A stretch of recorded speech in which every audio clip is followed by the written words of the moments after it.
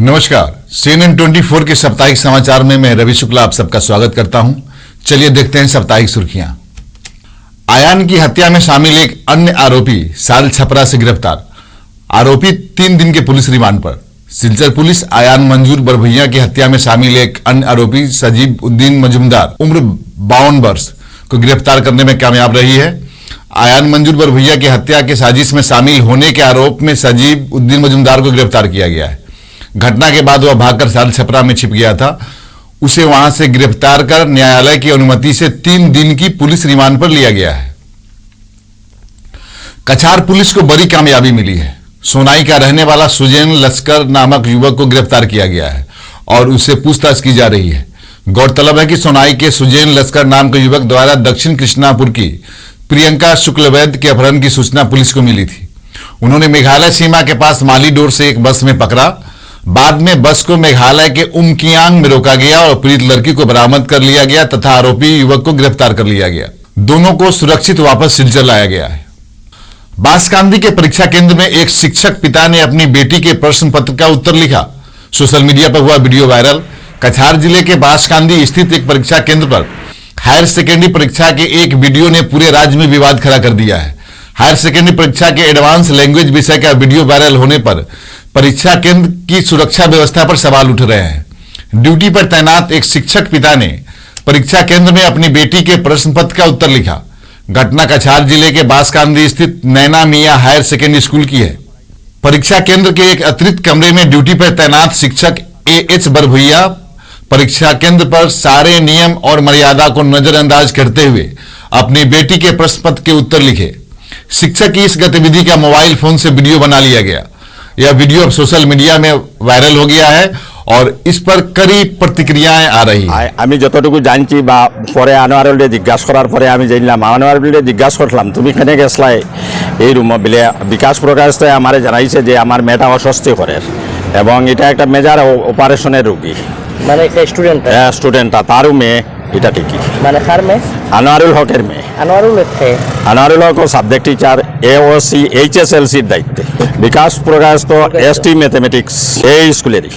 আচ্ছা এটা তো সিক্রুমের ভিডিও এটা গিয়ে করছে ব্ল্যাকমেইল করছে বিকাশ প্রকাশ তয় হে নিয়া দিছে বলে তোমার মেয়েটা অস্বস্তি করে আর কইয়া আর হে উঠাই লইছি আনঅথরাইজড ভাবে মোবাইল লিয়া ঢুকিছে যেটা প্রত্যেক ইনভিজিলেটরে আমার রুমে জমা দিয়া যায়।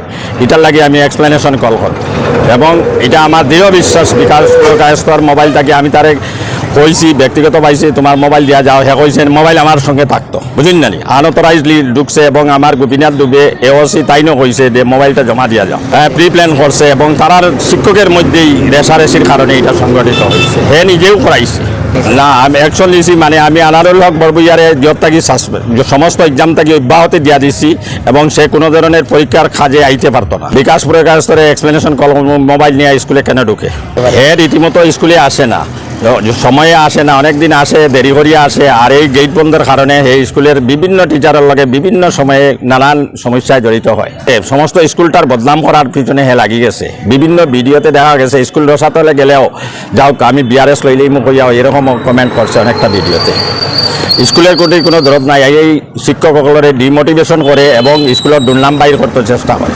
এখন আমি সত্য তারা এক্সপ্লেনেশন কল করবো রিটেনলি যে তুমি কেন স্কুলের ভিতরে পরীক্ষার সময় মোবাইল ইউজ করলে এবং প্রিন্সিপাল রুমে জমা দিলাই না কারণ দর্শক বরবইয়ারের সঙ্গে সঙ্গে আমি সমস্ত ডিউটির থেকে অব্যাহতি করি। बराक हिंदी साहित्य समिति के अध्यक्ष परमेश्वर लाल काबरा और महासचिव दुर्गेश कुर्मी ने मुख्यमंत्री डॉक्टर हेमंत बिश्व शर्मा को ज्ञापन सौंपकर माध्यमिक परीक्षा के विज्ञान विषय की परीक्षा 30 मार्च के बदले दूसरे दिन कराने की मांग की है।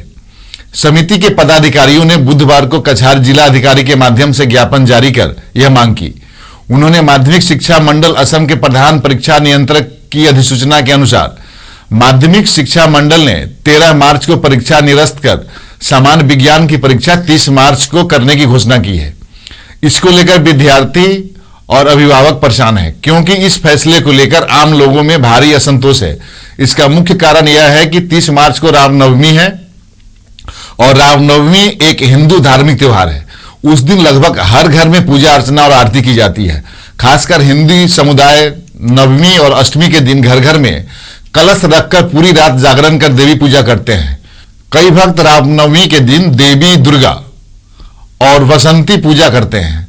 साथ ही उस दिन कर्मकांड भी होता है और रामनवमी हिंदू समुदाय का एक पवित्र त्योहार है। इसलिए उन्होंने मुख्यमंत्री से 30 मार्च की बजाय सुविधा अनुसार किसी अन्य तिथि पर विज्ञान परीक्षा की घोषणा करने का आग्रह किया है। तो परीक्षा को करवाने के लिए अब इसमें देखा जा रहा है कि हम हिंदी भाषी जितने हैं 30 तारीख को हमारा रामनवमी पड़ा है, जो हमारे हिंदी भाषी के लिए एक महापर्व है। और हिंदी भाषी के साथ साथ आजकल रामनवमी का दुर्गा पूजा भी मनाया जाता है, जो कि बसंती पूजा के नाम से जाना जाता है। इस समय अब नवमी का दिन जो है, अष्टमी के दिन से उपवास रहते हैं हमारे घर में हिंदी समुदाय के लोगों के महिलाएं, और नवमी के दिन इसको पूजा अर्चना करते हैं, हवन आदि करके पूजा को संपन्न करते हैं। उस दिन परीक्षा के दिन देने की वजह से ऐसा हुआ कि हमारे बहुत से बच्चों को प्रॉब्लम हो सकता है और सामाजिक प्रॉब्लम भी है। तो हम चाहते हैं, सरकार से अनुरोध करते हैं कि सरकार उस दिनांक को अगर बदली करके दूसरे किसी तारीख को सिद्धांत लें, C3 जो परीक्षा है इसको दूसरे किसी तारीख को अगर सिद्धांत लेते हैं तो हमें खुशी होगी। हम असम के जितने हिंदी भाषी के साथ साथ हिंदू समुदाय लोग हैं, सभी सरकार के प्रति आभार रहेंगे। इसके मंत्री रंजीत कुमार दास ने बताया कि सिलचर कैबिनेट की बैठक में 30,60,000 रुपए खर्च किए गए। कैबिनेट बैठक के लिए सरकारी खजाने से अब तक कितना पैसा खर्च हुआ है, इसका आंकड़ा मंगलवार को विधानसभा में पेश किया गया। करीमगंज कांग्रेस विधायक कमलाख दे प्रकाश ने एक लिखित प्रश्न के उत्तर में सरकार से मांग किया था, जिसका जवाब मंत्री रंजीत दास ने दिया। सिलचर कैबिनेट की बैठक में 30,60,000 रुपए खर्च किए गए हैं। सबसे ज्यादा खर्च दीमा हसाव जिले में 1,13,92,339 रुपए किए गए हैं। सोनाई धनेहारी में पाइपलाइन में गैस रिसाव से अफरा तफरी मच गई। घटना शुक्रवार दोपहर ओएनजीसी की पूर्वा भारती गैस प्राइवेट लिमिटेड में चल रहे काम के दौरान हुई। उस क्षेत्र को बड़ी अग्निकांड से बचा लिया गया। हालांकि पाइपलाइन से गैस लीक होने से इलाके में अफरा तफरी मच गई। क्षेत्र के लोगों ने बताया कि धनेहारी में ओएनजीसी के बाहर जेसीबी से काम करने के दौरान पाइपलाइन लीक हुआ था, जिसके चलते गैस का रिसाव हुआ। उनका आरोप है कि संबंधित स्टाफ की लापरवाही से ऐसी घटनाएं हुई हैं। उधर घटना की सूचना मिलने पर सोनाई पुलिस टीम और दमकल सेवा के अधिकारी मौके पर पहुंच गए थे।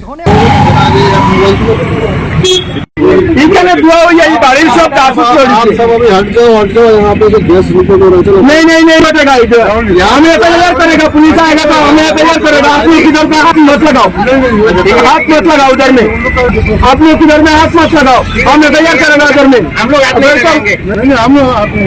1 ঘন্টা আগে হঠাৎ ফোন গেছে যে এখানে আগুন লেগেছে। ফটাফট আইসি, আইয়ে দেখছি যে অনবরত মানে মেঘর মানে জলের পাইপ বাস মারলে যেরকম হয় আর কি, ওরকম এলাকা পুরা একবারে জুড়িয়া গ্যাস জার। কিন্তু দেখা যায় এখানে কোনো মানুষ নাই, সব মানুষ বাকি গেছে এখানে যে কাজ করা আসলো। আমরার দাবি হইল আজকে এখানে যে পাইপটা বাস্ট মারছে এটা কাজ করতে পারতো না। দরকার লাগলে আমরা শোনাইতে না এফআইআর করবো, আগামীকাল আমরা কোর্টে এফআইআর করবো। যে গতদিন সোনাবাড়িঘাট পার্ট 2 একটা সেম ঘটনা হয়েছে, হওয়ার পরে তারা সেফটি দিতে পারছে না, পরে গিয়া বহুতটা করিয়া শেষ করছিল। এখন দেখা যায় আজকে সেম ঘটনা হয়েছে, যখন ঘটনা হয়েছে সব মানুষ বাকি গেছে, আর যখন শেষ হয়ে গেছে তখন তারা মানুষ ইয়া কয় আমরা এই করতাম সেই করতাম। এখন দেখা গেছে আমরা গাঁওর মানুষ সুরক্ষিত নাই, বিলকুল সুরক্ষিত নাই। আমরা ডিসির কাছে অনুরোধ করি, আর ওএনজিসির কাছে কইলে ওএনজিসি কয় আমরা তো কিছু জানি না, ওএনজিসি কিছু জানি না। এটা হইলে একটা এজিসিএল কোম্পানির কাছে আমরা দিয়া দিছি। এজিসিএল কোম্পানির সে আছে না আছে এটা আমরা আজ পর্যন্ত জানি না। আমরা এজিসিএল কোম্পানি আমাদের গ্রাম মানুষের লগে বইতে লাগবো, দস্তুর মতো আমরা লগে এগ্রিমেন্ট করতে লাগবো। এগ্রিমেন্ট করিয়া আমরা গাঁওর মানুষের সেফটি দিতে লাগবো। ইন ফিউচারে যদি কোনো ঘটনা হয়, যদি সেই ঘটনা তারা লাইবিলিটি হইব, আমার গাঁওর মানুষ যদি মরে তারা লাইবিলিটি হইব, আমার গাঁওর যদি কোনো ক্ষয়ক্ষতি হয় সমস্ত লাইবিলিটি হইব। অন্যথায় আমরা যদি কিছু করা লাগে আমরা রাস্তাত বই দিমু এখন আমরা মৌতর সময় গেছে এখান থেকে একটা বাগজান হয়ে যাব কিছুদিনের মাঝে একটা বাগজান হয়ে যাব বাইরের তিন কোম্পানি আইয়া কাজ করে আমরা ওয়েলকাম জানাই আর অসুবিধা নাই কিন্তু আমরা সেফটি দিয়ে কাজ করতে লাগবো আজকে আমরা জেলা প্রশাসনের কাছে আমরা জোরালো দাবি রাখি আর আমরা এখানে যেটা পাইপ বাস্ট হয়েছে এই পাইপটা আমরা মেরামতি করতে দিতাম না দস্তুর মতো আমরা লোকে এই গভর্নমেন্ট সরকার বইতে রাখবো এজিসিএল কোম্পানির বস কে আছে আমরা গতদিন একটা দাবি রাখছিলাম যে এজিসিএল কোম্পানি এখানে একটা কাউন্টার করুক একটা অফিস করুক এই অফিসের মারফতে আমরা কোনো সুবিধা তারা জানাইতাম পারবো এরপরে তারা হিন্দিভাষী মানুষ আমরা বেঙ্গলি মানুষের মত কথা বুঝে না তারা আমরা বেঙ্গলি মানুষ কমপক্ষে 5-6 জন এখানে অ্যাপার্টমেন্ট দেব অ্যাপার্টমেন্ট দিয়া তারা এখানে রাখুক কাউন্টার বানাইয়ে রাখুক অফিস বানাইয়ে রাখুক আমরা সুবিধা তারা জানাইতাম পারবো অন্যটা তারা এখানে কোনো মুহূর্তে কাজ করতে পারতো না এটা আমরা মেইন দাবি আজকে এফআইআর করবো আজকে সোনাইটারত আমরা এফআইআর করবো আমরা সেফটি লাগে আজকে আমরা মেমোরেন্ডাম দেওয়া আছে ডিসি রে দেওয়া আছে আমরা জিএম রে দেওয়া আছে আমরা ডিসি রে দেওয়া আছে আমাদের কাছে কপি আছে যে আমরা মানুষ শ্বাসরোগে গত কয়েকদিন তারা একটা কেমিক্যালের গন্ধে এই এলাকার মানুষ একটা আতঙ্কত আসলা কিন্তু